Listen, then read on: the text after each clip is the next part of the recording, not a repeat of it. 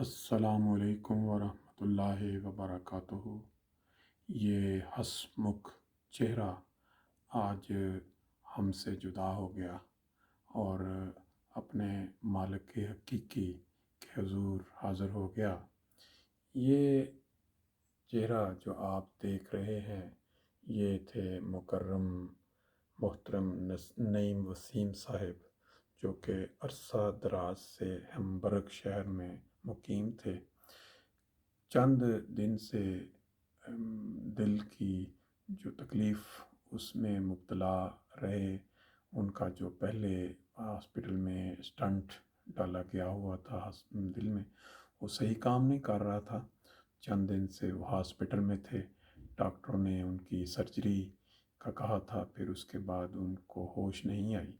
اور آج شام 8:30 بجے ان کی ہیمبرگ ہاسپٹل میں وفات ہو گئی۔ انا للہ و انا الیہ راجعون۔ قرآن مجید میں آتا ہے کل نفس ذائقۃ الموت، تو ہر انسان نے ایک دن موت کا ذائقہ چکھنا ہے۔ اسی طرح محترم نعیم وسیم صاحب، جن کی طبیعت بڑی ہسمکھ طبیعت تھی، میں نے ان کو جتنی دفعہ بھی ملاقات میں جانچا، ان کی طبیعت بڑی نفیس، ملنسار، اور کبھی بھی ان کے چہرے سے، کبھی بھی ان کے الفاظ سے کسی کے متعلق کوئی ناگواری کے الفاظ نہیں نکلے۔ کم لوگوں کو یہ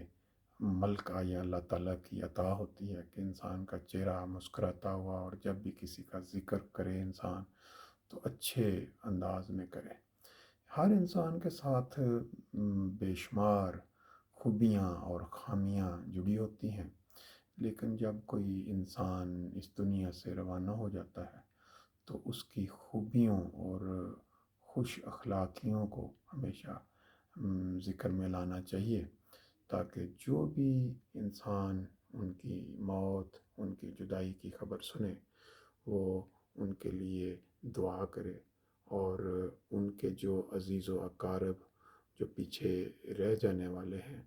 ان کے ساتھ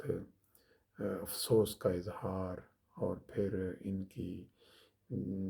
جنت میں بلندی درجات کے لیے، کیونکہ آج کل کے دور میں انسان پہنچ تو نہیں سکتا فاصلے دور ہونے کی وجہ سے، لیکن دعاؤں کے ذریعے اور کیا کہتے ہیں افسوس کے پیغامات کے ذریعے کم از کم انسان جو ہے، وہ جو فیملی ہے، جو پیچھے رہ جانے والے ہیں، ان کی ڈھارس بندھا سکتا ہے۔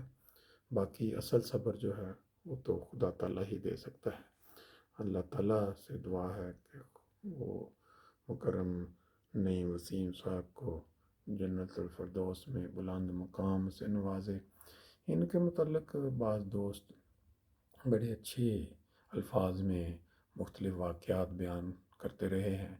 کہ ان کو جیسے یہ 70s دور کے غالباً جرمنی میں مقیم تھے، خود بھی بتایا کہ بہت ہی خوش لباس انسان تھے اور اخلاقی لحاظ سے بڑے خوش اخلاق تھے۔ انہوں نے ایک دو دفعہ ذکر بھی کیا کہ جب خلیفۃ المسیح ثالث جرمنی تشریف لاتے تھے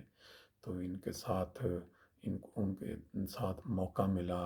جرمنی میں ٹورز کا، کیونکہ ان کے پاس اس وقت مرسیڈیز ہوتی تھی، اور پھر یہ 2 دفعہ یہاں جرمنی سے بائی روڈ پاکستان کار پہ گئے، اور پھر ایک دفعہ وہاں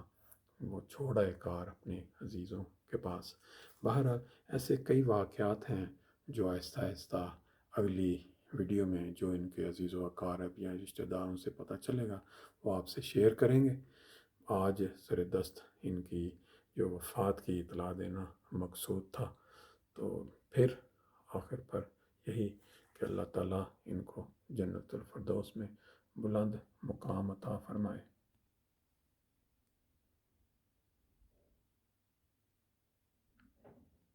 ایک نہ ایک دن پیش ہوگا تو فنا کے سامنے چلنے نہیں سکتے کسی کی کچھ قضا کے سامنے چھوڑنی ہوگی تجھے